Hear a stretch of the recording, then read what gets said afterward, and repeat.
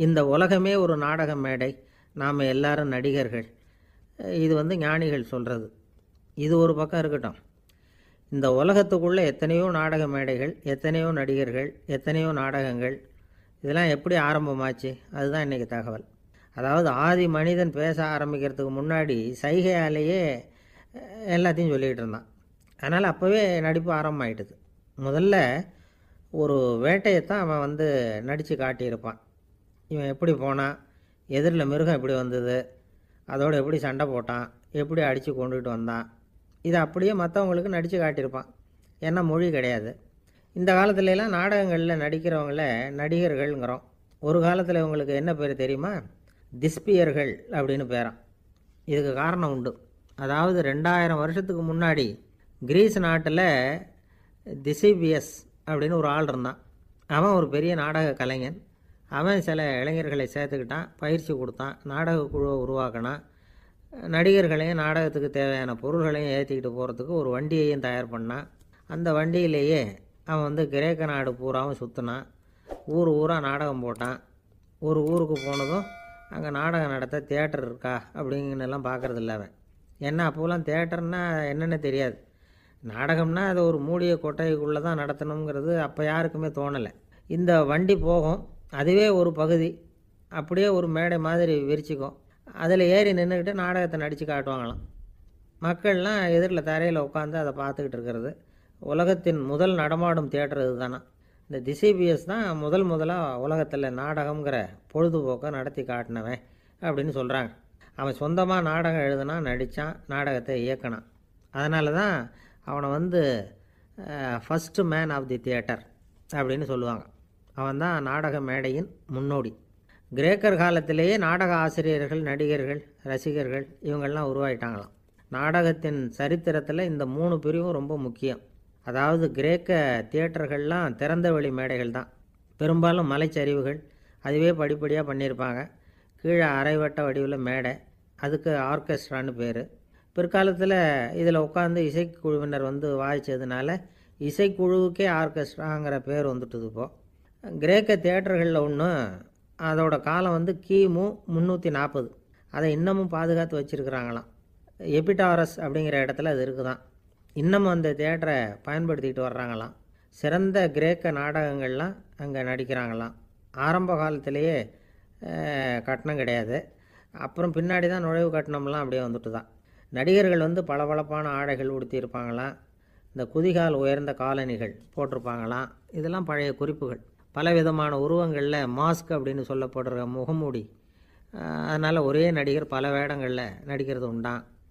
ஆரம்பத்தில் பெண் நடிகர்கள் கிடையாது, எல்லாம் ஆண் நடிகர்கள் தான். ரோமானியர்கள் தான் முதல் நிரந்தர நாடக மேடையை கட்டினவங்க. அதுதான் முதல் தியேட்டர். கிமு 1048 காலகட்டத்தில் பாம்பிங்கிற நகரத்தில் அதை கட்டியிருக்கிறாங்களாம். கிரேக்க ரோமானிய தியேட்டர்களின் அடிப்படையிலேயே இந்த இத்தாலிய வடிவ அமைப்பாளர்கள் இந்த குதிரை லாட வடிவில் ஒரு ஆடிட்டோரியத்தை உருவாக்கினாங்களாம். இப்படி அதை பற்றி நிறைய தகவல் இருக்குது. 1576 லண்டனில் இந்த பின்ஸ்பர்ரி, அப்புறம் இந்த பில்ட்ஸில், அப்புறம் ஜேம்ஸ் இப்படிங்கிறவர் முயற்சியால் தான் இங்கிலாந்தில் முதல் தியேட்டர் உருவாச்சான். அப்படி ஒருத்தர் இருந்தாராம். உலக நாடக மேடையின் வரலாறு இதுதான். அதாவது இப்போல்லாம் அறிவியல் வளர்ச்சி அதிகமாகிட்டுது. திரைப்படம், தொலைக்காட்சி எல்லாம் வந்தாச்சு. ஒவ்வொரு வீடுமே ஒரு குட்டி தியேட்டர் மாதிரி ஆகிட்டுது. தொலைக்காட்சி முன்னாடி உட்காந்து எழுந்திருக்கவே மனசு வர்றதில்லை. ஒரு அம்மா ஒரு மனோதத்துவ டாக்டரை தேடிட்டு வந்தாங்களாம் இந்த காலத்தில். டாக்டர், எங்கள் வீட்டுக்காரர் எப்போ பார்த்தாலும் டிவி முன்னாடி உட்காந்துக்கிட்டு அதையே வெறிச்சு பார்த்துக்கிட்டு இருக்கிறார், உத்து பார்த்துக்கிட்டு இருக்கார், எனக்கு சந்தேகமாக இருக்குன்னாங்களாம். இது மனக்கோளாறு இல்லைங்க, ஆர்வக்கோளாறு, அவ்வளவுதான், இதுக்காக பயப்படாதீங்கன்னாரான் டாக்டர். அப்படி இல்லை டாக்டர், டிவி ஓடும் பொழுது நாம் எல்லாம் அதை பார்க்குறோம் சரி, ஆனால் அவர் அப்படி இல்லை, டிவியை நிறுத்தினதுக்கு அப்புறமும் அதையே உத்து பார்த்துட்டு உட்காந்துருக்கிறார், அதனால தான் சந்தேகப்பட்டு உங்ககிட்ட வந்தேன் அப்படின்னாங்களாம். ஒரு சின்ன பையன் வந்தான். அவனை பார்த்து ஒரு கேள்வி கேட்டோம். ஏன்ப்பா உங்கள் வீட்டில் அம்மா புத்திசாலியா அப்பா புத்திசாலியா அப்படின்னு. அவன் அலட்சியமாக நம்மளை பார்த்து சிரிக்கிறான். என்ன சார் இது, இந்த காலத்தில் இது கூட தெரியாமல் இருக்கிறீங்களே அப்படிங்கிறான். ஒரு சின்ன பையன் நம்மளை பார்த்து இப்படி கேட்டுவிட்டானே அப்படின்னு நினைக்கிறப்போ நமக்கு ஒரு மாதிரி ஆகிடும். அதுக்கப்புறம்தான் இந்த தாத்தா பாட்டிலாம் சொல்கிற ஒரு கதை ஞாபகத்துக்கு வந்தது. அது என்ன கதை தெரியுமா? ஒரு ஊரில் ஒரு அம்மாவும் பிள்ளையும் இருந்தாங்களாம். அந்த மகனுக்கு திடீர்னு தேசாந்திரம் போய் வரணும்னு ஆசை வந்துட்டுது. ஊர் ஊராக போய் சுற்றி பார்க்கணுங்கிற ஆசை. அந்த அம்மாவுக்கு இது பிடிக்கல. மகனை பிரிஞ்சு இருக்கிறதுக்கு அவங்க மனசு இடம் கொடுக்கல. வேணாப்பான்னு சொல்லி பார்த்தாங்க, அவன் கேட்கல. திடீர்னு புறப்படவும் செஞ்சுட்டான். சரி, இனிமேல் அவனை தடுக்க முடியாதுன்னு முடிவு பண்ணிட்டாங்க அந்த அம்மா. இருந்தாலும் புத்திசாலித்தனமாக ஒரு யோசனை பண்ணாங்க. மகனை கிட்டத்தில் கூப்பிட்டாங்க. அவங்ககிட்ட சொன்னாங்க, இதை பாருப்பா, நீ தேசாந்திரம் போகிறதுன்னு தீர்மானம் பண்ணிவிட்ட, அதை நான் தடுக்கலை, போயிட்டு வந்துடும். ஆனால் போகிறதுக்கு முன்னாடி எனக்கு ஒரு வாக்குறுதி கொடுத்துட்டு போ அப்படின்னாங்க. போகிறப்போ ராத்திரியாக இருந்தாலும் பகலாக இருந்தாலும் சரி, புளிய மரத்து நிழலில் தான் தங்கணும். திரும்பி வர்றப்போ இரவும் பகலும் நீ வேப்ப மரத்து நிழல்லே தங்கணும் அப்படின்னாங்க. சரி, அப்படியே செய்கிறேன்னு சொல்லி வாக்குறுதி கொடுத்தான் பையன். புறப்பட்டு போனான். போகிற வழியில் புளிய மரத்து நிழல்லையே தங்கினான், தூங்கினான். அப்படி போய்கிட்டே இருந்தான். 7ஆவது நாள் அவன் உடம்பு சுகமில்லாமல் போயிட்டுது. ரொம்பவும் பலவீனமாயிட்டான். இனிமேல் நடக்க முடியாதுங்கிற நிலைமை வந்துட்டுது. யோசித்து பார்த்தான். சரி, இதுக்கு மேலே போக வேண்டாம் அப்படின்னு முடிவு பண்ணிவிட்டு திரும்பி வர ஆரம்பிச்சிட்டான். திரும்பி வர்றப்போ வழியில் வேப்ப மரத்து நிழல்லையே தங்கி தங்கி வந்தான். நாளுக்கு நாள் உடம்பு சரியாக வந்துட்டுது. 7ஆவது நாள் வீட்டுக்கு சேர்றான். உடம்பு பழையபடியே கலகலப்பாயிட்டுது. பூரண சுகம். தேசாந்திரம் போன பையன் திரும்பி வந்துட்டானே அப்படின்னு அந்த அம்மா ஆச்சரியப்படலை. ஏன்னா அவங்களுக்கு தெரியும் இப்படி ஆகும்னு. பையன் சீக்கிரமாக திரும்பி வரணுங்கிறதுக்காகத்தான் அவங்க அந்த யோசனையை சொன்னாங்க. என்ன விஷயங்கிறதையும் அவங்களே சொன்னாங்க. மகனே, புளிய மரத்து நிழல் உடம்புக்கு உஷ்ணத்தை கொடுக்கும், சீக்கம் உண்டாக்கும். அதனால் நீ தொடர்ந்து புளிய மரத்து நிழலில் தங்கினாவே நோய்க்கு ஆளாயிட்ட. அதனால் நல்ல பயணத்தை முடிச்சுக்கிட்டு திரும்பி வரணுங்கிற முடிவுக்கு வந்துட்ட. திரும்பி வர்றப்போ நீ தங்கினது வேப்ப மரத்து நிழல். அது உடம்புக்கு குளிர்ச்சியை தரக்கூடியது, நோயை தீர்க்கக்கூடியது. அதனால் சுகமாக வீட்டுக்கு சேர்ந்துட்ட. உன்னோட தேசாந்திர பயணத்தை தடுக்கிறதுக்காக தான் இப்படி பண்ணினேன் அப்படின்னாங்களாம் அந்த அம்மா. பார்த்தீங்களா அம்மாவோட புத்திசாலித்தனத்தை? அப்பாவாக இருந்தால் இப்படியா பண்ணுவார்? ஒரு அப்பா பையன்கிட்ட 10 ரூபா கொடுத்து இதை எடுத்துக்கிட்டு அடுத்த ஊருக்கு போய் அங்கே இருக்கிற மாமா கிட்ட இதை கொடுத்துட்டு வாடா, வழியில் எங்கேயாவது மரத்தடியில் படுத்து தூங்கி விடாதே அப்படின்னு எச்சரிக்கை பண்ணி அனுப்புனாராம். பையனுக்கு எச்சரிக்கையாக வாழறது எப்படிங்கிறத கற்றுக் கொடுக்கறதுக்காக இப்படி பண்ணார். அவன் பணத்தை வாங்கிட்டு போனான். அப்பா சொன்னதை மறந்துட்டு ஒரு மரத்தடியில் படுத்து தூங்கிட்டான். அவனுக்கு தெரியாமல் அவன் பின்னாடியே போன அப்பா அவன் கையில் இருந்த அந்த 10 ரூபாயை நைஸாக எடுத்துகிட்டு வந்துட்டார். அவன் பையில் தானே வச்சுருந்தான், அது தெரியாமல் எடுத்துகிட்டு வந்துட்டார். அவன் தூங்கிக்கிட்டு இருக்கான். எடுத்துகிட்டு ஒரு மறுபடியும் வீட்டுக்கு வந்துட்டார்.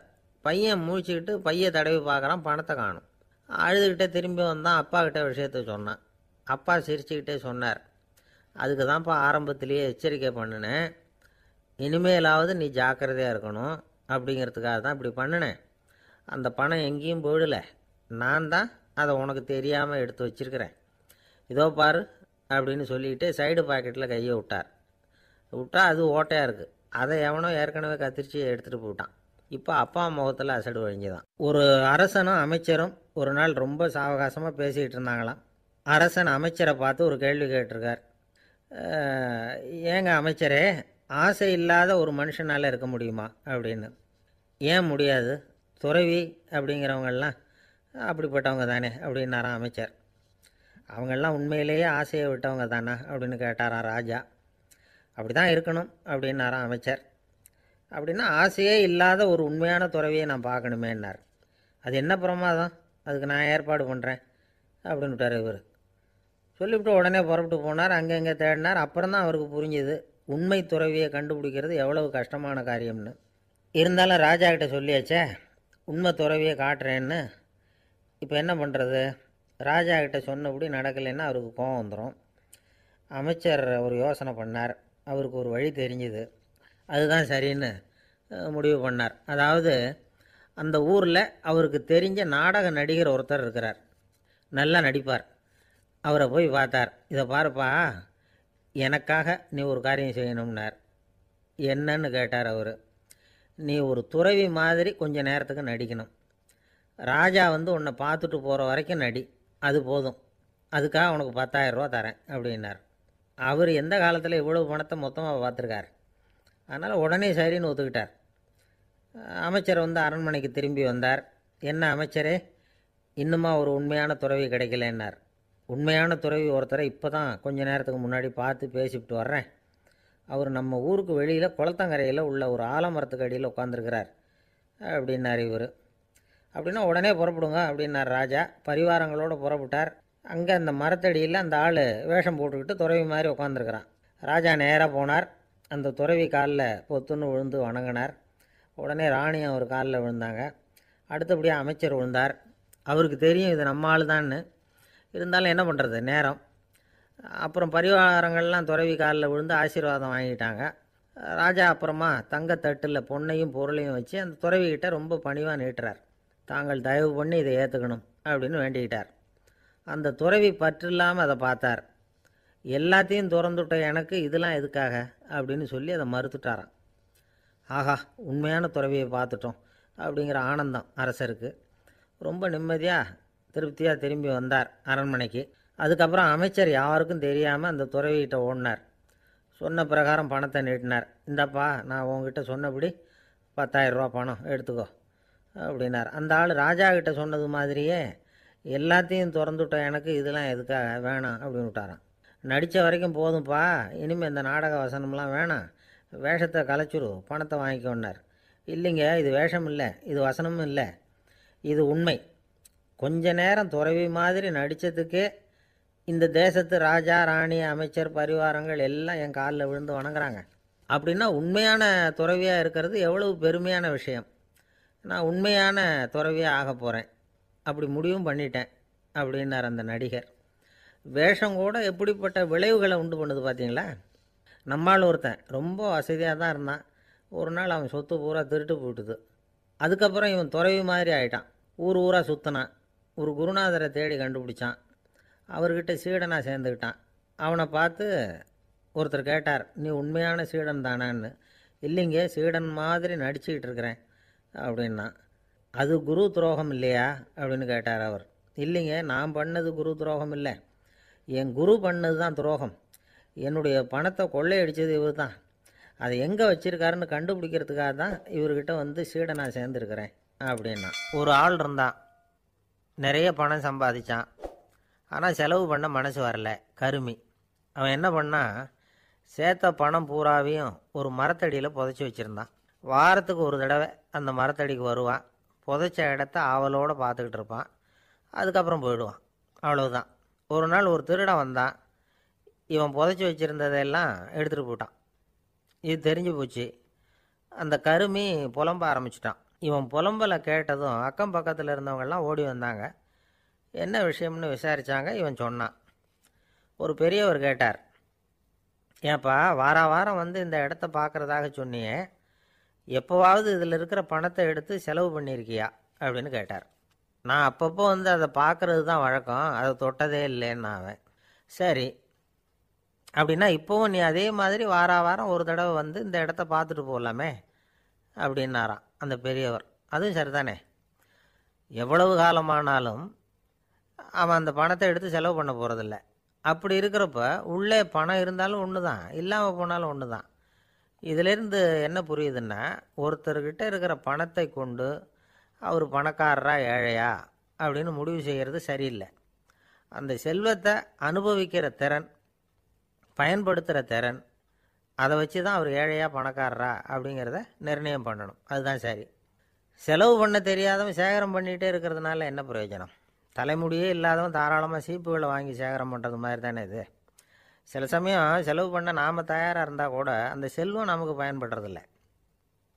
அரேபியாவில் ஒரு நகை வியாபாரி விலை உயர்ந்த முத்துக்களை எல்லாம் அவர் வச்சு வியாபாரம் பண்ணிக்கிட்டு இருந்தார். அவர் ஒரு சமயம் ஒரு பாலைவனம் வழியாக போயிட்டு இருக்கிறார் ஒட்டகத்தில். அப்போ திடீர்னு கடுமையான புயல் வீச ஆரம்பிச்சுட்டுது. திசை தவறி இவர் எங்கேயோ வந்துட்டார். கூட வந்தவங்களையும் காணலை, எங்கே போனாங்களோ தெரியல. இவர் ரொம்ப பயந்து போய் அங்கேயும் எங்கேயுமா அலைஞ்சு திரியிறார். வழியே தெரியல, பசி கடுமையாயிட்டுது. ஒட்டகத்து முதுகில் ஒரு மூட்டை இருந்தது, அதை பிரித்து பார்த்தார். உள்ளே ஏதாவது இருக்கான்னு தேடி பார்க்குறார். அது வரைக்கும் கண்ணில் தட்டுப்படாத அபூர்வமான ஒரு பை கண்ணில் பட்டுது. ஆஹா, அதில் ஏதாவது சாப்பிட்றதுக்கு இருக்கும் அப்படின்னு நினச்சி ஆவலாக அதை பிரித்து பார்க்குறார். அந்த பையில் விலை உயர்ந்த முத்துக்கள் நிறைய இருந்துதான். அப்போ தான் அவர் நினச்சாராம், விலை உயர்ந்த முத்துக்கள் கூட சாப்பிட்றதுக்கு உணவாக முடியாது அப்படிங்கிறத புரிஞ்சுக்கிட்டாராம். எந்த நேரத்தில் எது நமக்கு தேவையோ அது நமக்கு தாராளமாக கிடைக்கணும். அப்படி அது கிடைக்கிறதுக்கு நம்மக்கிட்ட இருக்கிற செல்வம் பயன்படணும். அது நமக்கும் பயன்படலாம், நம்ம மூலமாக அடுத்தவங்களுக்கும் பயன்படலாம். அதுதான் செல்வத்தின் பயன். ஒரு மரத்தடியில் ஒருத்தன் உட்காந்து அழுதுகிட்டு இருந்தான். அந்த பக்கமாக வந்த இன்னொருத்தன் ஏப்பா அழுதுகிட்டு இருக்கிறேன்னு கேட்டான். இந்த இடத்துல தான் பூமிக்கு அடியில் பணம் இருக்குது, புதைச்ச இடம் தெரியல, அதான் அழறேன் அப்படின்னா. நல்லா ஞாபகப்படுத்தி பாரு, எந்த இடத்துல புதைச்ச அப்படின்னு கேட்டான் இவன். அது எப்படி எனக்கு தெரியும், புதைச்சி வச்சிருக்கிறவன் நான் இல்லையே, எங்கள் எதிர்த்த வீட்டுக்காரன் அப்படின்னானான் இவன். அந்த ஆள் என்னை கண்ணாப்புண்ணான்னு திட்டிவிட்டான் சார், அதை நினச்சா எனக்கு ரொம்ப வருத்தமாக இருக்குது அப்படின்னு சொல்லி கவலைப்பட்டார் ஒருத்தர். இதில் கவலைப்படுறதுக்கு என்ன இருக்குது அப்படின்னார் ஒரு பெரியவர். அவர் ஒரு மகான். என்ன சார் இப்படி சொல்கிறீங்க, ஒருத்தர் நம்ம பார்த்து திட்டுனா வருத்தமாக இருக்காதா அப்படின்னார். அது எப்படி வருத்தமாக இருக்கும், திட்டுறதுங்கிறது என்ன, அது வெறும் சத்தம் தானே அப்படின்னார் அந்த பெரியவர். நம்ம ஆளுக்கு தலையை பிச்சுக்கலாம் போல் இருந்தது. இருக்காத பின்ன, நமக்கே அப்படி தானே தோணுது. அந்த பெரியவர் சொல்கிறது ரொம்ப பெரிய விஷயம். அதை நாம் புரிஞ்சிக்க முயற்சி பண்ணலாம்னா நடைமுறை வாழ்க்கைக்கு அது ஒத்து வர்றது மாதிரி தெரிய மாட்டேங்குது. இருந்தாலும் அந்த பெரியவர் அதுக்கு என்ன தான் விளக்கம் கொடுக்குறாருன்னு பார்ப்போமே. ஒரு ரயில் போயிட்டுருக்கு, அதில் ஒரு சாது போயிட்டுருக்கார். அந்த ரயில் அவர் ஹரித்வாரம் போயிட்டுருக்கார். அவர் ரயிலில் ஏகப்பட்ட கூட்டம். நம்ம ஊர் ரயில் கேட்க வேணும், டிக்கெட் வாங்கிட்டு கொஞ்சம் பேர், வாங்காத கொஞ்சம் பேர். அது என்னத்துக்கு அனாவசியமாக டிக்கெட் அப்படிங்கிற நினப்பில் பாதி பேர். இந்த கூட்டத்துக்கு மத்தியில் அந்த சாதுவும் போயிட்டுருக்கிறார். உட்கார்றதுக்காக இருந்த இடத்துல ஒரு ஆள் படுத்துருக்கிறான், கொஞ்சம் முரட்டு ஆசாமி. அவன் கால் பக்கத்தில் கொஞ்சோண்டு இடம் பாக்கி இருந்தது. அந்த இடத்துல இந்த சாது உட்காந்துருந்தார். மெதுவாக உட்காந்துக்கிட்டார் போய். ஆனால் அந்த ஆள் ராத்திரி பூரா இவரை காலால் உதச்சிக்கிட்டே இருக்கிறான். அது இவருக்கு ரொம்ப அவமானமாக பட்டுது. அதனால் துக்கம் ஏற்பட்டுது. இருந்தாலும் அதை ஒரு மாதிரியாக சகிச்சுக்கிட்டே இவர் வந்து சேர்ந்தார். பொழுது விடிஞ்சுது. அந்த சாது ஹரித்வார் வந்து சேர்ந்தார். அங்கே ஒரு பெரிய ஞானியை சந்தித்தார். ராத்திரி ரயிலில் அந்த ஆள் உதைச்சதையும் அதனால் தனக்கு ஏற்பட்ட துக்கத்தையும் இந்த சாது அந்த ஞானிகிட்ட சொன்னார். சொல்லிவிட்டு, ஏன் சுவாமி, எனக்கு துக்கம் ஏற்பட்டதே அது தப்பா அப்படின்னு கேட்டார். தவறு தான்னார் அந்த ஞானி. உனக்கு இன்னமும் தேக அபிமானம் போகலைங்கிறது தான் அது காட்டுது. அஷ்டாவக்கரர் என்ன சொல்கிறார் தெரியுமா, உண்மையான ஞானி யாராவது தன்னை வந்தனை செய்தால் அதற்காக சந்தோஷப்பட மாட்டார், யாராவது நிந்தனை செய்தால் அதற்காக வருத்தப்பட மாட்டார் அப்படின்னு சொல்கிறார். நிந்தனைங்கிறது ஒரு ஒலி தான். தேகாபிமானம் இருக்கிற வரைக்கும் இந்த ஒலி நம்மளை வேதனைப்படுத்தும். நான் தேகம் இல்லை, ஆத்மா அப்படிங்கிற நினைவு இருந்தால் இந்த ஒலி நம்மளை பாதிக்காது.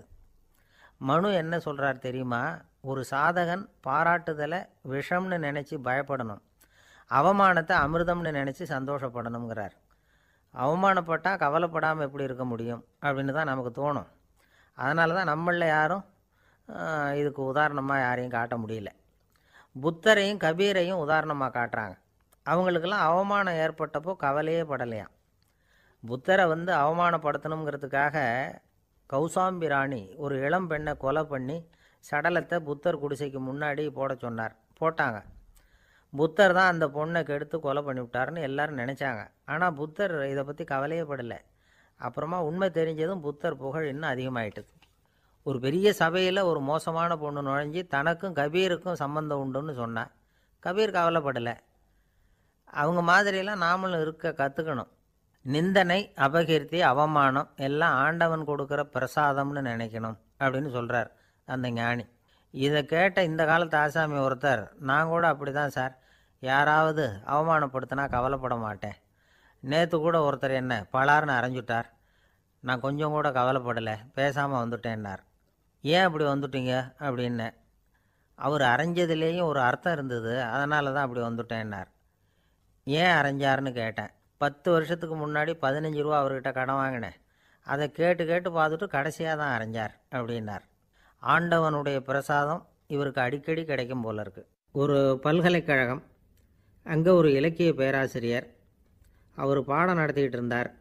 ராபர்ட் ப்ரௌனிங் எழுதிய கவிதைகளை பற்றி சொல்லிகிட்டு இருக்கிறார். மாணவர்களும் ரொம்ப அக்கறையாக அதை கேட்டுக்கிட்டு இருக்கிறாங்க. ஒரு குறிப்பிட்ட கவிதையை பற்றி சொல்லும் பொழுது அந்த பேராசிரியருக்கே ஒரு சந்தேகம். அதாவது அந்த கவிதையின் சரியான அர்த்தம் என்னங்கிறதுல சந்தேகம். பேராசிரியர் யோசனை பண்ணார். அந்த கவிதையை முழுசாக புரிஞ்சிக்க முடியல. அதனால் மாணவர்களை பார்த்து சொன்னார், மாணவர்களே, ஒரு நாள் பொறுத்துக்குங்க. இந்த கவிதையை எழுதின கவிஞர் எங்கள் வீட்டுக்கு பக்கத்தில் தான் இருக்கிறார். இன்றைக்கி சாயந்தரம் நான் அவரை நேரிலேயே போய் பார்க்குறேன். பார்த்து இதுக்கு என்னங்க அர்த்தம்னு கேட்டுட்டு வந்துடுறேன். அதுக்கப்புறம் உங்ககிட்ட சொல்கிறேன் அப்படின்னாராம். அன்றைக்கி சாயந்தரமே அந்த பேராசிரியர் கவிஞரை தேடிக்கிட்டு போயிட்டார். கவிஞர் அவங்க வீட்டில் அவர் பாட்டு உட்காந்துருந்தாராம். இவர் போய் அவர் முன்னாடி உட்காந்தார். அப்புறம் கேட்டார், ஐயா, அந்த கவிதையின் முழு பொருள் என்னன்னு தெரிஞ்சுட்டு போகிறதுக்காக வந்திருக்கிறேன் அப்படின்னாராம்.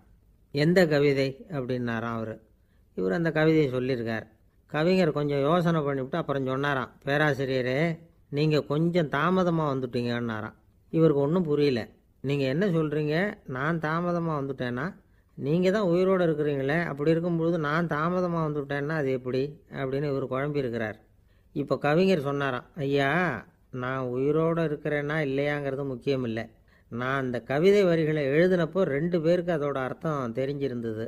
இப்போ ஒரே ஒருத்தருக்கு தான் அதோட அர்த்தம் தெரியும் அப்படின்னாராம். பேராசிரியர் யோசனை பண்ணியிருக்கார். அப்படின்னா அந்த ஒருத்தர் கவிஞர் ராபர்ட் ப்ரௌனிங்கை தவிர வேறு யாராக இருக்க முடியும்? இவர் தான் அப்படிங்கிறத அவர் மனசில் நினச்சிக்கிட்டார். அதனால் சொன்னார், ஐயா, நான் தாமதமாக வரல, அந்த கவிதையின் பொருள் என்ன அது சொல்லுங்கன்னார். பேராசிரியரே, நான் சொல்கிறது உங்களுக்கு புரியலன்னு நினைக்கிறேன். நான் இந்த வரிகள் எழுதினப்போ 2 பேருக்கு அதோட அர்த்தம் தெரிஞ்சிருந்தது. அந்த 2 பேர் யாருன்னா, ஒருத்தர் ராபர்ட் ப்ரௌனிங், அதாவது நான், இன்னொருத்தர் கடவுள். இப்போ அது கடவுளுக்கு மட்டும்தான் தெரியும். நானே இதை பற்றி பல தடவை யோசனை பண்ணி பார்த்தேன். இது ரொம்ப அழகானது, ஆனாலும் ரொம்ப வழுக்கலானது. அதை பிடிச்சிட்டோம்னு நினச்சிக்கிட்டு இருக்கும் பொழுதே காற்று மாதிரி அது உங்ககிட்ட இருந்து ஓடி போயிடுது. எனக்கு ரொம்பவும் வருத்தமாக தான் இருக்குது. நிச்சயமாக நான் தான் இந்த வரிகளை எழுதியிருக்கிறேன். அதில் அர்த்தம் இருக்குங்கிறது எனக்கு தெரியும். அதை நான் உணர்கிறேன். ஆனால் நீங்கள் என்னை மன்னிக்கணும்.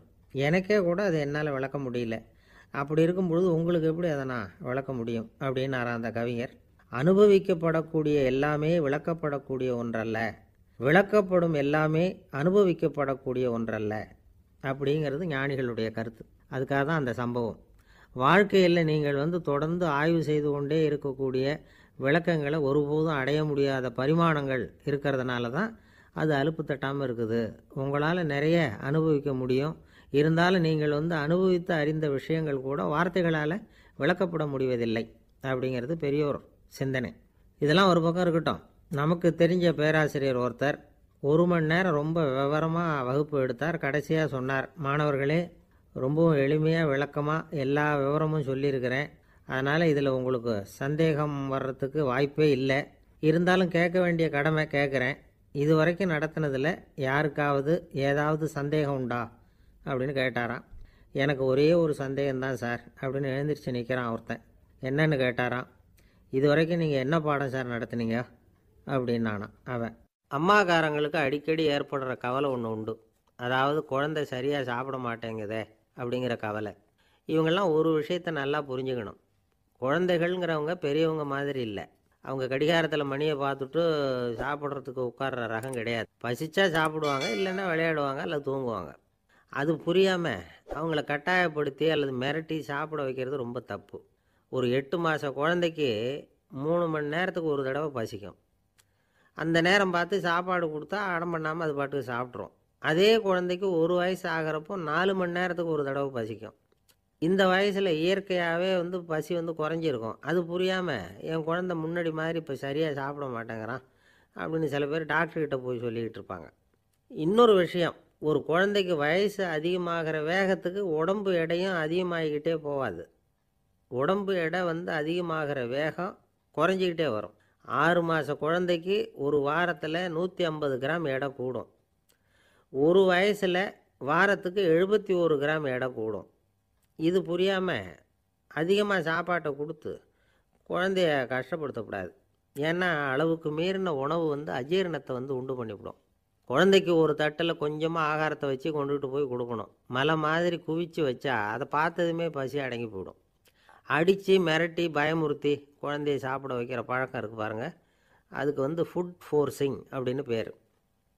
இப்படி பண்ணினா குழந்தைக்கு சாப்பாட்டில் விருப்பம் குறைஞ்சிரும். அதை கண்டாவே வெறுக்க ஆரம்பிச்சிடும். அது மாதிரி உளம் சார்ந்த பசி குறைவு, சைக்கோஜெனிக் அனோரெக்சியா, அது ஏற்படுமா. சாப்பாடுங்கிறதே ஒரு தண்டனை மாதிரி தோணும். குழந்தைகளுக்கு பிடிச்ச மாதிரியான ஆகாரத்தை கொடுக்கணும். சத்து அதிகம் இருக்குங்கிறதுக்காக அதுக்கு பிடிக்காத ஆகாரத்தை கொடுத்து கட்டாயப்படுத்தக்கூடாது. குழந்தைகளுக்கு 2 வயசு ஆகிறப்போ இயற்கையாகவே எதிர்மறை குணம் உண்டாகும். அதாவது அந்த எதிர்மறையாக பேசுறது, இது மாதிரி சமயங்களில் நாம் என்ன சொல்கிறோமோ அதுக்கு நேர்மாறாக நடந்துக்கும். ஏட்டிக்கு போட்டி, சாப்பிட சொன்னால் விளையாட போகும், விளையாட சொன்னால் சாப்பாடு கேட்கும். இதை புரிஞ்சுக்கிட்டு நடந்துக்கணும். குழந்தை சொன்ன பேச்சை கேட்கலேன்னு கோவப்படக்கூடாது. குழந்தை வளர வளர பிடிவாத குணம் வர்றது சகஜம். கேட்டதை வாங்கி கொடுத்தா தான் சாப்பிடுவேன் அப்படின்னு பிடிவாதம் பண்ணும். வாங்கி கொடுத்து விட்றது தான் உத்தமம். நீங்களும் அதுக்கிட்ட பிடிவாதம் பண்ணிகிட்டு இருக்கக்கூடாது. ஏன்னா கேட்டது கிடைக்கலையேங்கிற ஏமாற்றம் கூட குழந்தையோட பசியை குறைச்சிரும். கேட்டது கிடைச்சிட்டா பசி அதிகமாகும், கொடுத்ததை மலமலன்னு சாப்பிட்றோம். குழந்தைகளுக்கு கண்ட கண்ட நேரத்தில் சாப்பிட்றதுக்கு எதையாவது வாங்கி கொடுத்துக்கிட்டு இருந்தால் சாப்பாட்டு நேரத்தில் சாப்பிடாமல் அடம் பண்ண ஆரம்பிச்சிடும். பள்ளிக்கூடம் போகிற பிள்ளைங்க காலை உணவை சரியாக சாப்பிட மாட்டாங்க. அச்சம், அவசரம், பரபரப்பு இதெல்லாம் தான் காரணம். பள்ளிக்கு புறப்படுறதுக்கு ஒரு 3/4 மணி நேரத்துக்கு முன்னாடியே சாப்பாடு போட்டுருங்க, அது சரியாக போடும். படிக்கிற குழந்தைகள் உடல் சோர்வு, மனச்சோர்வு இது காரணமாக கூட சாப்பிட மறுக்கிறது உண்டு. இப்போ உதாரணமாக சாயந்தரம் விளையாடி விட்டு வீட்டுக்கு வந்ததும் சாப்பிட சொன்னால் வேணாம்பாங்க. இது உடல் சோர்வு. ரொம்ப நேரம் வீட்டு பாடங்களை செஞ்சு முடித்த கையோடு சாப்பிட சொன்னாலும் அவங்களால சரியாக சாப்பிட முடியாது. இது உளச்சோர்வு, அதாவது மனச்சோர்வு. இதை தவிர குழந்தைகளுக்கு உடல்நலக் குறைவு ஏற்பட்டால் கூட சாப்பிட மறுக்கிறது உண்டு. சில மருந்து மாத்திரைகள் கூட பசியை குறைச்சிரும். அதனால் சரியாக தெரிஞ்சுக்கிட்டு குழந்தைகளை சாப்பிட வைக்கணும். அது புரியாமல் கையில் சாப்பாட்டு தட்டை வச்சுக்கிட்டு குழந்தைகளை விரட்டிக்கிட்டு அலையக்கூடாது.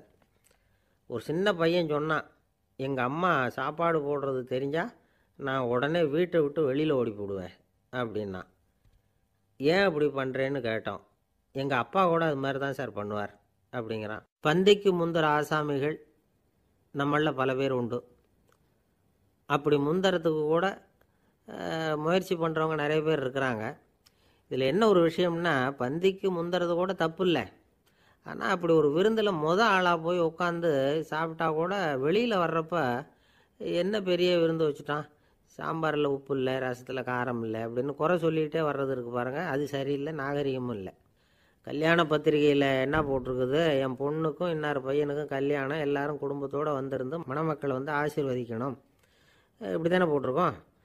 குடும்பத்தோடு விருந்து சாப்பிட்டு சாப்பாடு எப்படி இருக்குன்னு அபிப்பிராயம் சொல்லிவிட்டு போங்க அப்படின்னா போட்டிருக்கு கல்யாண பத்திரிகையில். ஒருத்தர் வீட்டு விசேஷத்துக்கு போயிருக்கோம்னா எவ்வளவோ அசௌகரியங்கள் நமக்கு ஏற்படலாம். ஏராளமான கூட்டம் வந்திருக்கும். எல்லாரையும் அவங்க தனித்தனியாக கவனிச்சிக்கிட்டு இருக்க முடியாது. நாம் தான் அனுசரித்து நடந்துக்கணும். நாமளாக போய் வாழ்த்த வேண்டியவங்களை வாழ்த்தி விட்டு சேரணும். அதை விட்டுட்டு பத்திரிக்கை கொடுத்தானேன்னு போனேன், கவனிப்பே சரியில்லை அப்படின்னு புலம்பிக்கிட்டு இருக்கக்கூடாது. ஒரு விருந்துக்கு போனால் அங்கே எப்படி நடந்துக்கணும் அப்படிங்கிறத பற்றி கூட அனுபவசாலிகள் சில விவரங்கள்லாம் சொல்லியிருக்கிறாங்க. இந்த காலத்தில் கல்யாணம், பிறந்த நாள், அது இதுன்னு நிறைய விருந்துகள் நடக்குது. அதெல்லாம் எதுக்காக? மனித உறவுகளை வளர்த்துக்கிறதுக்காக தான், வேறு எதுக்கு?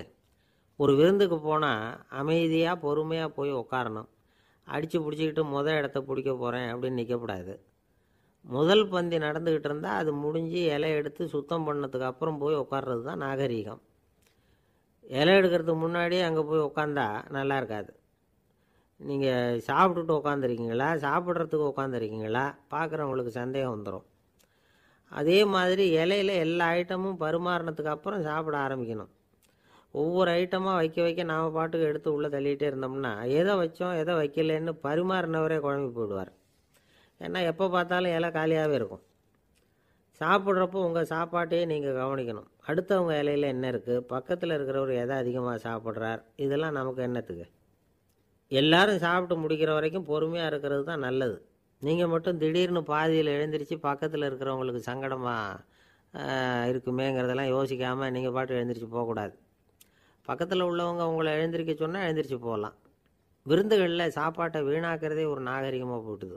இந்த காலத்தில் சாப்பாட்டுக்கே கஷ்டப்பட்டுக்கிட்டு பல பேர் இந்த உலகத்தில் இருக்கிறப்போ சாப்பாட்டை வீணாக்கிறது எவ்வளோ பெரிய மோசங்கிறத நினச்சி பார்க்கணும். வேணுங்கிற அளவுக்கு கேட்டு வாங்கி சாப்பிட்றது தான் முறை. விருந்தில் இந்த பஃபே அப்படின்னு சொல்லி ஒரு முறை சொல்கிறாங்கல்ல, அதாவது உணவு வகைகளையெல்லாம் பொதுவாக ஒரு இடத்துல வச்சுடுறது, நமக்கு தேவையானதை நாமே எடுத்து ஒரு தட்டில் போட்டுக்கிட்டு சாப்பிட வேண்டியது. இதில் கூட சில பேர் தேவைக்கு அதிகமாக எடுத்து போட்டுக்கிட்டு வீணாக்குறாங்க. சில சமயம் வந்து கடைசியாக சாப்பிட போகிறவங்களுக்கு எல்லா ஐட்டமும் கிடைக்காம போகலாம். அதை போய் பெருசு பண்ணிகிட்டு இருக்கக்கூடாது. என்ன சார் இந்த அளவுக்கு கூடவா நாகரிகம் தெரியாமல் இருக்கிறோம், இதை போய் பெருசாக சொல்ல வந்துட்டீங்களே அப்படின்னு நினைக்கலாம். ஒருத்தர் 2 பேருக்கு இந்த விவரம் தேவைப்படலாம். அவங்க காதலையும் இது விழட்டுமேங்கிறதுக்காக தான் இது. ஒரு பெரிய கல்யாண விருந்து நடந்துக்கிட்டு இருந்தது. விருந்து மண்டபத்து வாசலில் ஒருத்தர் நின்றுக்கிட்டு வர்றவங்களையெல்லாம் ரொம்ப மரியாதையாக வணங்கி உள்ளே அனுப்பி வச்சுக்கிட்டு இருந்தார். எப்படி தெரியுமா?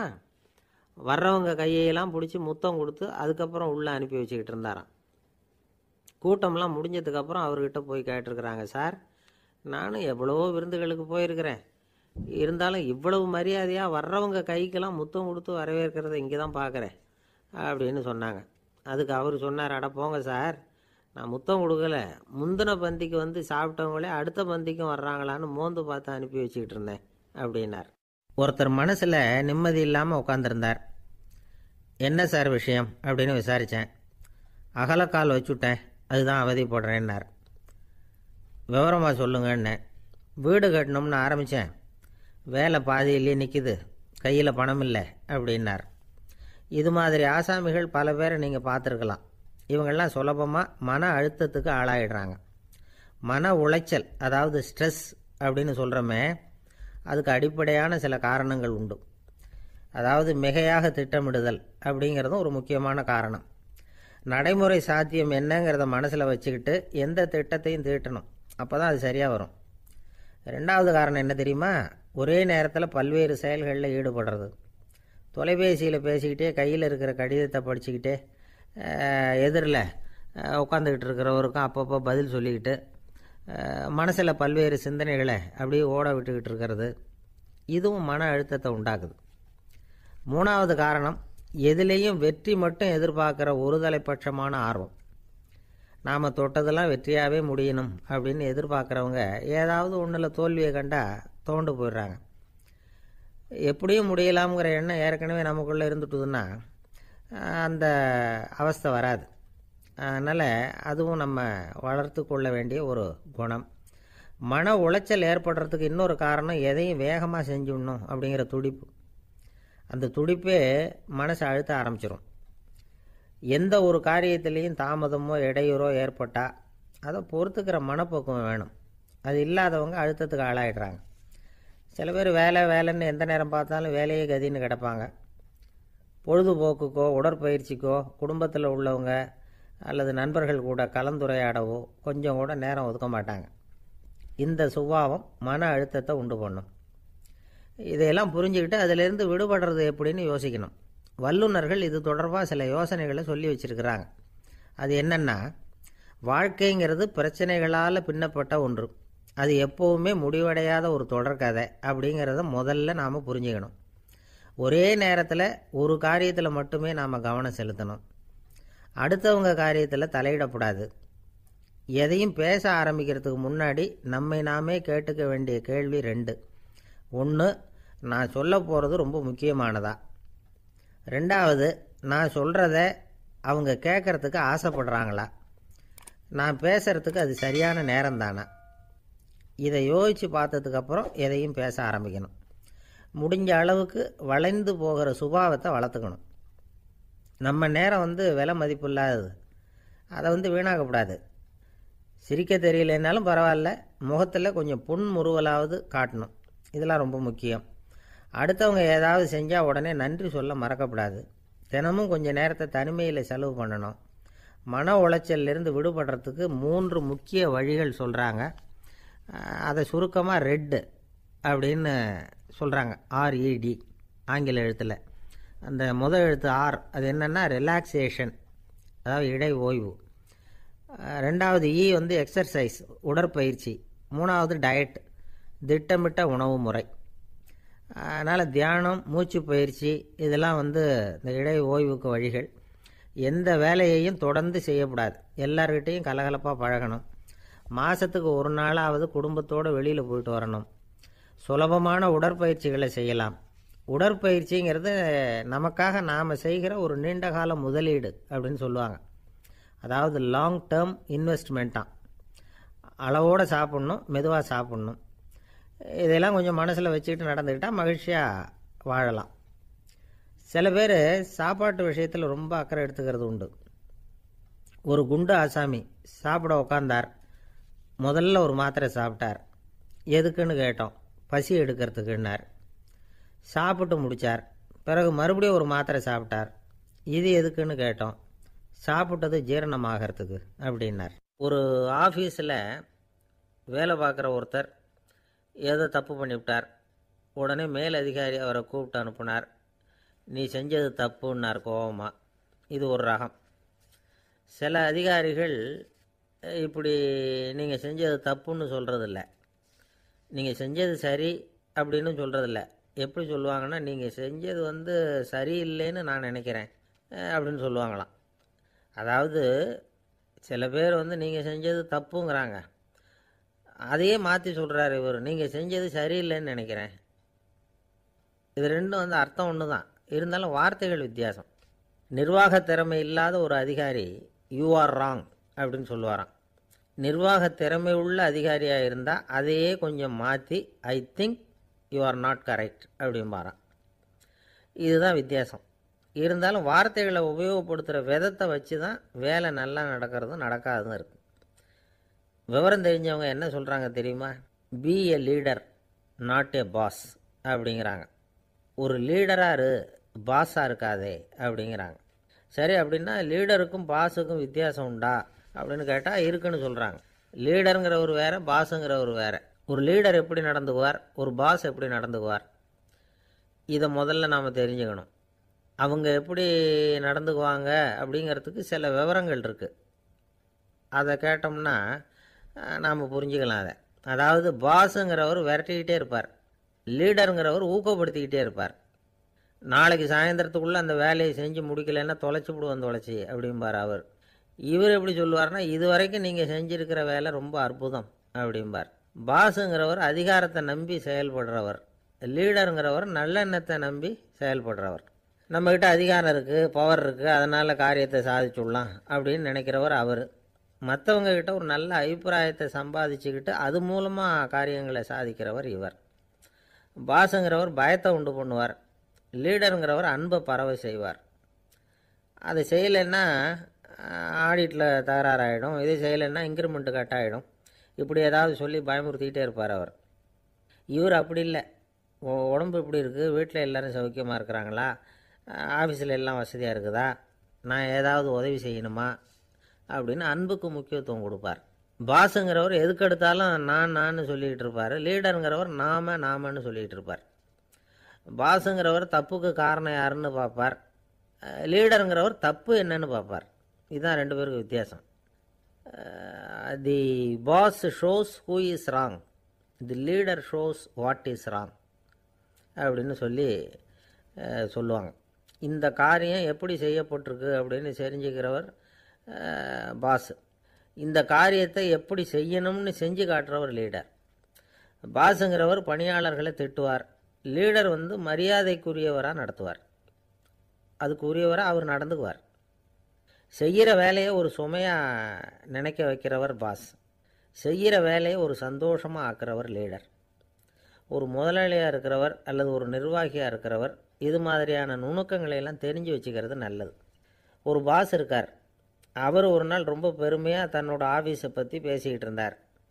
எனக்கு கீழே 200 பேர் வேலை செய்கிறாங்க சார், நான் ஒரு கோடு கிழிச்சா அவங்க அதை தாண்டாத அளவுக்கு நான் நடந்துக்கிறேன் சார் அப்படின்னார் அவர். அது எப்படி முடியுது உங்களால் அப்படின்னு கேட்டோம். நான் கோடே கிழிக்கிறதில்ல சார் அப்படின்னார். ஒருத்தர் இருக்கார், நல்ல உத்தியோகத்தில் தான் இருக்கிறார், ஆனால் எப்போ பார்த்தாலும் முகத்தை வெறுப்பாக வச்சுருப்பார், அப்படியே வருவார் போவார். ஏன் சார் இப்படி இருக்கிறீங்க அப்படின்னு விசாரித்தோம். ஏன்டா இந்த வேலைக்கு வந்தோம்னு இருக்குது சார் அப்படின்னார். உங்கள் வேலை உங்களுக்கு பிடிக்கலையா அப்படின்னு கேட்டோம். இல்லைன்னார். இப்படிப்பட்டவங்க வெற்றிகரமான வாழ்க்கை வாழ முடியாது. இது நிபுணர்கள் கருத்து. வேலையை நேசிக்க தெரிந்தவர்கள் வெற்றி பெறுவார்கள் அப்படிங்கிறாங்க அவங்க. எந்த துறையாக இருந்தாலும் சரி, அந்த துறையில் வெற்றிகரமாக இருக்கிறவங்கள விசாரித்து பாருங்கள். எனக்கு என்னுடைய வேலை ரொம்ப பிடிக்கும் அப்படின்னு சொல்கிறவங்களாக தான் இருப்பாங்க. அப்படி இருந்தால் தான் அது வெற்றிகரமாக இருக்க முடியுது அவங்களால.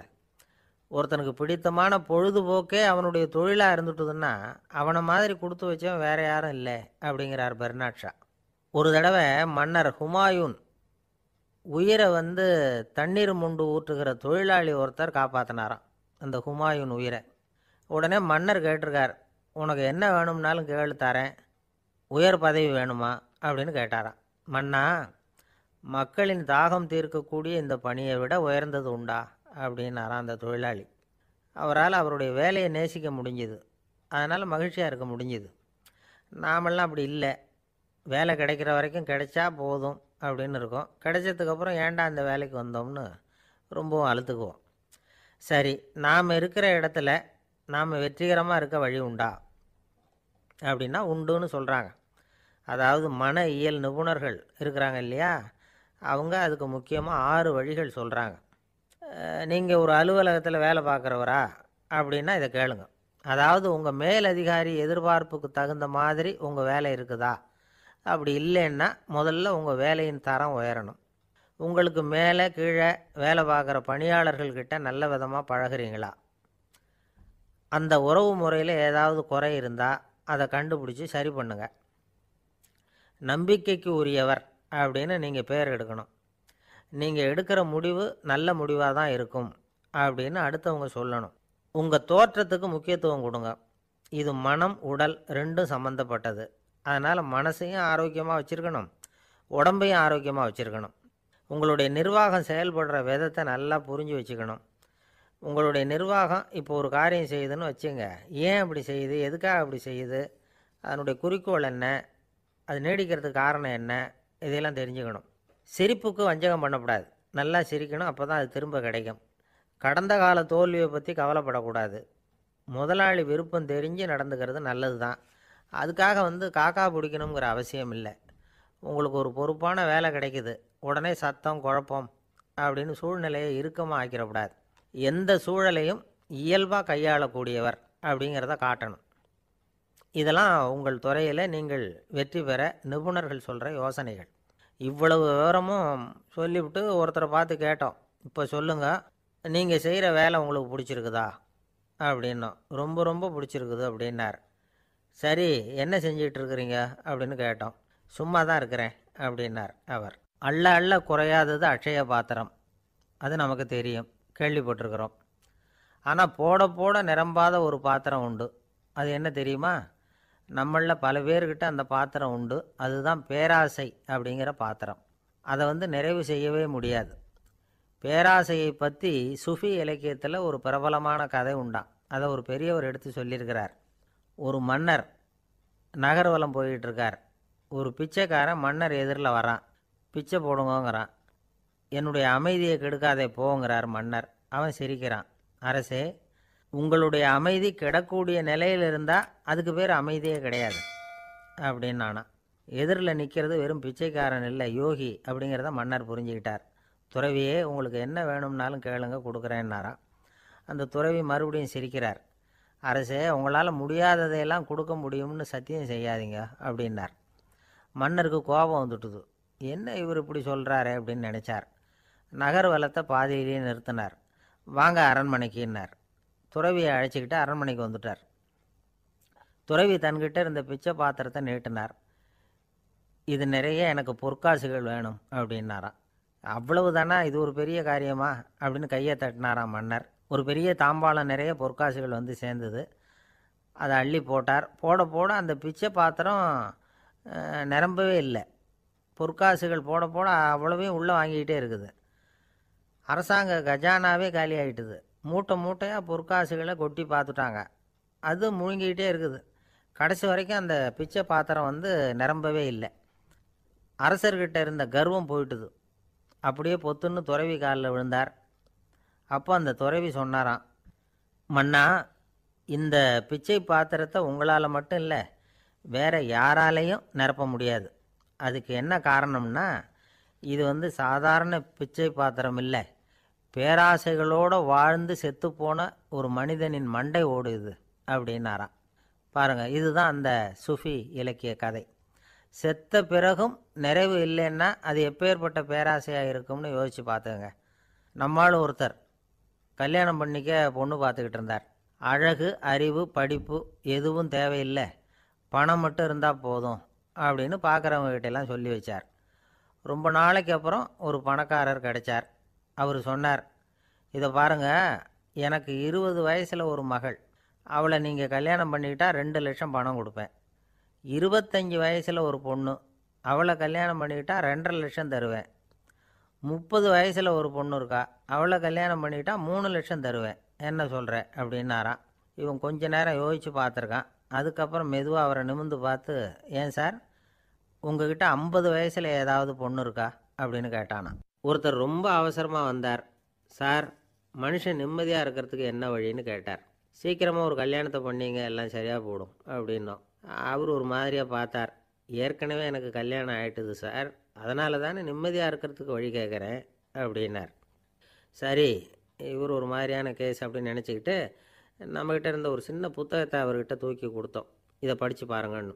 கல்யாணத்துக்கு பிறகும் சந்தோஷமாக இருக்கிறதுக்கு என்ன வழி அப்படிங்கிற கேள்விக்கு அந்த புத்தகத்தில் விளக்கம் இருந்தது. கணவன் மனைவிக்குள்ளே சிக்கல் வராமல் இருக்கிறதுக்கு அதில் சில வழிகளை சொல்லி கொடுத்துருக்குறாங்க. அதெல்லாம் என்னென்ன அப்படிங்கிறத இப்போ பார்க்கலாமா? குடும்பம்னு இருந்தால் கோபம் வரதான் செய்யும், அது வந்துட்டு போட்டும் பரவாயில்ல. ஆனால் அந்த கோபம் ஒரே நேரத்தில் 2 பேருக்கும் வந்துடாமல் பார்த்துக்கணும். ஒரு சமயத்தில் யாராவது ஒருத்தர் தான் கோபப்படணும், அடுத்தவங்க அமைதியாக இருக்கணும். அதுக்கப்புறம் இவர் அமைதியான உடனே அவங்க ஆரம்பிச்சிக்கலாம். கோபமாக ஏதாவது சொன்னால் உடனே கோபமாக பதில் சொல்லக்கூடாது. கொஞ்சம் பொறுத்து கோபம் தீர்ந்த உடனே அந்த பதிலை சொல்லலாம். அப்போ பதில் கோபமாக இருந்தால் கூட அது அவ்வளோ பெருசாக தெரியாது. அற்ப விஷயத்துக்கெல்லாம் காய்ச்சி மூச்சுன்னு கத்திக்கிட்டு இருக்கக்கூடாது. உங்கள் 2 பேருக்குள்ளே ஒரு தர்க்கம் ஆரம்பமாயிட்டுதுன்னு வச்சுக்கோங்க. கடுமையாக 2 பேரும் விவாதம் பண்ணுறீங்க. உங்களில் ஒருத்தர் இதில் ஜெயிக்கணும்னா அது நீங்களாக இருக்க வேணாம், அடுத்தவங்க ஜெயிக்கிறதுக்கு நீங்கள் துணையாக இருங்களேன். அப்படின்னா நீங்கள் கொஞ்சம் விட்டு கொடுக்கணும், அவ்வளோதான். ஏதாவது குத்தம் சொல்லணுமா, செஞ்ச தப்பை சுட்டி காட்டணுமா, விமர்சனம் பண்ணணுமா, பண்ணுங்க, வேணான்னு சொல்லலை. ஆனால் சொன்னதை அப்படி சொல்கிறத கொஞ்சம் அன்பாக இதமாக சொல்லுங்கள். எப்போ நடந்த தவறுகளையெல்லாம் இப்போ போய் மறுபடியும் ஞாபகப்படுத்திகிட்டு இருக்க வேண்டாம். நான் அப்போவே சொன்னேன் இந்த புடவை வேணாம்னு, நீங்கள் தான் கேட்கல, இப்போ பாருங்கள் கிழிஞ்சு போச்சு இப்படின்னு கத்துனாங்க ஒரு அம்மா. எப்போ சொன்னீங்கன்னு கேட்டால் ஒரு 10 வருஷத்துக்கு முன்னாடி தீபாவளி சமயத்தில் அப்படிங்கிறாங்க. அது என்ன இன்னும் அப்படியே புதுசாகவே இருக்கும்? உங்களுக்கு அவர் தான் பெருசு, அவருக்கு நீங்கள் தான் பெருசு. அதை விட இந்த உலகத்தில் வேறு எதுவும் முக்கியம் இல்லைன்னு நினைக்கணும். நீ தான் என்னுடைய உலகம்னு எத்தனை தடவை சொல்லியிருப்பீங்க? அதெல்லாம் வெறும் வசனமாக போயிடக்கூடாது. ஏதாவது ஒரு பிரச்சனையை பற்றி கடுமையாக விவாதம் பண்ணிக்கிட்டு இருக்கீங்க, அதை அப்படியே பாதியில் விட்டுட்டு படுக்கைக்கு போயிடக்கூடாது. சொச்சத்தை நாளைக்கு பேசிக்கலாம்னு. அப்படி போனால் தூக்கம் வராது.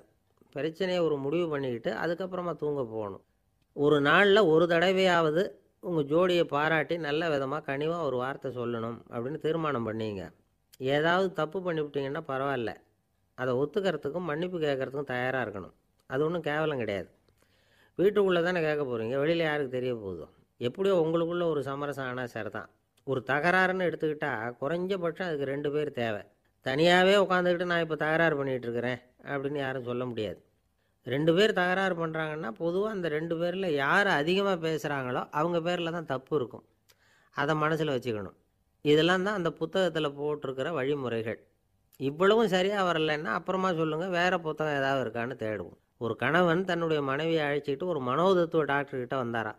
டாக்டர், எங்களுக்கு கல்யாணம் ஆகி 30 வருஷ காலமாக நாங்கள் ஒரு விஷயத்தில் கூட ஒத்து போனதில்லை அப்படின்னு ஆரம்பித்தார்.